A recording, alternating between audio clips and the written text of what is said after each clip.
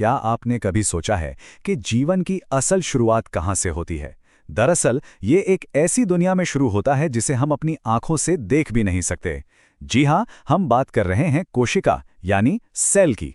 सच कहूं तो ये कोई साधारण सी चीज नहीं है। इसे आप एक बेहद व्यस्त और हलचल भरे सूक्ष्म शहर की तरह सोच सकते हैं। एक ऐसा शहर जहां अपने खुद के कारखाने हैं, बिजली घर हैं और यहां तक कि एक पूरा कचरा प्रबंधन सिस्टम भी है। तो चलिए इस एक्सप्लेनर में हम इसी माइक्रोस्कोपिक शहर की गहराई में उतरते हैं और इसके काम करने के शानदार तरीके को डिकोड करते हैं। अब क्योंकि इस शहर में समझने के लिए बहुत कुछ है, हम इस पूरी जानकारी को एक बहुत ही लॉजिकल तरीके से कवर करेंगे।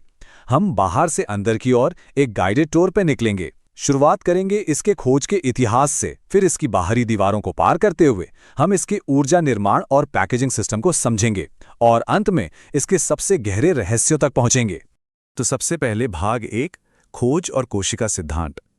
यात्रा की शुरुआत करने से पहले जरा इतिहास के पन्नों को पलटकर देखते हैं कि आखिर इंसानों ने पहली बार इस अनदेखी दुनिया में झांका कैसे था। आपको जानकर हैरानी होगी कि कोशिका विज्ञान की प्रगति कितनी तेजी से हुई। 1665 में रॉबर्ट हुक ने सबसे पहले मृत कॉर्क कोशिकाओं को खोजा था। फिर कुछ ही सालों बाद 1674 में ल्यूवेनहॉक ने पहली बार जीवित कोशिकाओं को देखा। लेकिन असली गेम चेंजर पल आया 1855 में, जब रुडोल्फ विर्चो ने कमाल की बात कही, ओमनिस सेलुला ई सेलुला। इसका सीधा सा मतलब यह था कि हर नई कोशिका हमेशा पहले से मौजूद किसी पुरानी कोशिका से ही बनती है।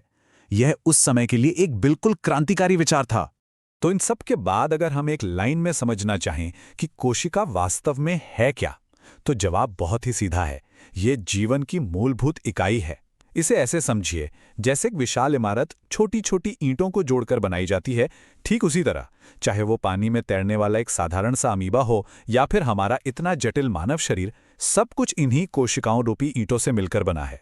इतिहास और परिभाषा को समझने के बाद अब हम अपनी बाहर से अंदर वाली यात्रा के पहले भौतिक पड़ाव पर आ गए हैं। भाग 2, कोशिका की सीमाएं, यानी इस सूक्ष्म शहर की बाहरी सुरक्षा दीवारें। इस शहर के सबसे बाहर होती है कोशिका झिल्ली, जिसे आप एक बहुत ही स्मार्ट सिक्योरिटी गार्ड मान सकते हैं। ये जीवित होती है, अर्धपारगम्य यानी सेमी परमिएबल होती है और 50% प्रोटीन और 50% फॉस्फोलिपिड से बनी होती है। लेकिन जरा सोचिए उन पौधों और बैक्टीरिया के बारे में जो अपनी जगह से हिल नहीं सकते, भाग नहीं सकते। उन्हें तो एक्स्ट्रा सुरक्षा चाहिए ना।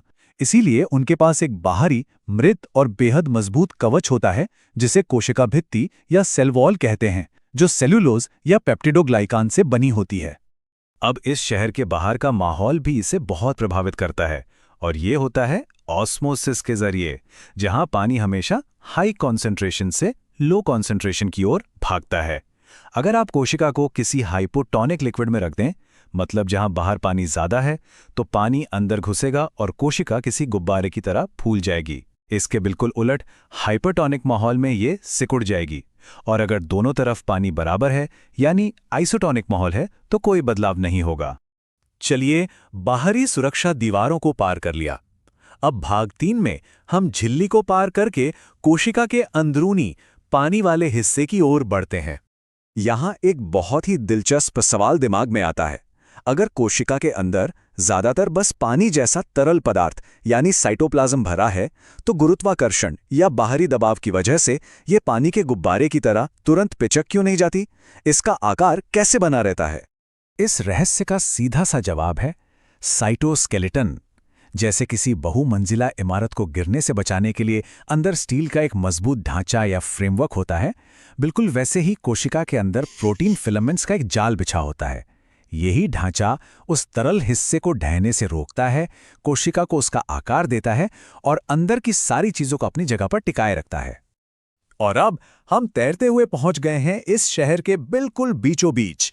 ये रॉबर्ट ब्राउन द्वारा खोजा गया सबसे महत्वपूर्ण कमांड सेंटर है, केंद्रक या न्यूक्लियस। इसे कोशिका का मस्तिष्क भी कहा जाता है। इस कमांड सेंटर के अंदर जानकारी का एक अथाह भंडार बहुत ही सघन रूप से पैक होता है। इसके भीतर न्यूक्लियोलस होता है, जो राइबोसोम बनाने की फैक्ट्री है। लेकिन सबसे जरूरी चीज जो यहां होती है वो है धागे जैसा क्रोमैटिन। जब कोशिका खुद को विभाजित करती है तो यही उलझा हुआ क्रोमैटिन 46 गुणसूत्रों या 30 जोड़ों में बदल जाता है। ये क्रोमोसोम्स डीएनए और हिस्टोन प्रोटीन से बने होते हैं और यही वो तिजोरी है जहां जीवन का पूरा जेनेटिक ब्लूप्रिंट सुरक्षित रखा जाता है। कमांड सेंटर से हमें निर्देश तो मिल गए, लेकिन काम कैसे होगा? तो भाग 4 में हम उन मेहनती वर्कर्स को देखेंगे जो साइटोप्लाज्म में मौजूद हैं और इस पूरे शहर को ऊर्जा देने और ज़रूरी चीज़ें बनाने का काम करते हैं। ऊर्जा की बात हो और इसका जिक्र न हो, ऐसा तो हो ही नहीं सकता। माइटोकॉन्ड्रिया, जिसे दुनिया भर में कोशिका का पावर हाउस कहकर बुलाया जाता है, ये एक ऐसा नाम है जो शायद हम सब ने कभी न कभी जरूर सुना होगा। ये पावर हाउस एटीपी बनाता है, जो असल में इस शहर की एनर्जी करेंसी है। ये सॉसेज के आकार का होता है और इसकी 2 परत होती हैं। लेकिन क्या आप इसके बारे में सबसे चौंकाने वाला फैक्ट जानते हैं? माइटोकॉन्ड्रिया इस पूरे शहर का इकलौता ऐसा हिस्सा है जिसके पास अपना खुद का अलग डीएनए और राइबोसोम होता है। सिर्फ इतना ही नहीं, जब कोशिका पुरानी या खराब हो जाती है तो माइटोकॉन्ड्रिया ही एपोप्टोसिस यानी प्रोग्राम्ड सेल डेथ को भी ट्रिगर करता है। ऊर्जा मिल गई। अब बात करते हैं निर्माण केंद्रों यानी कारखानों की। इन्हें एंडोप्लाज्मिक रेटिकुलम या शॉर्ट में ईआर कहते हैं। इसके 2 अलग अलग विंग्स हैं। पहला है खुरदुरा ईआर। इसके ऊपर राइबोसोम्स चिपके होते हैं और ये मुख्य रूप से प्रोटीन बनाता है। दूसरा है चिकना ईआर।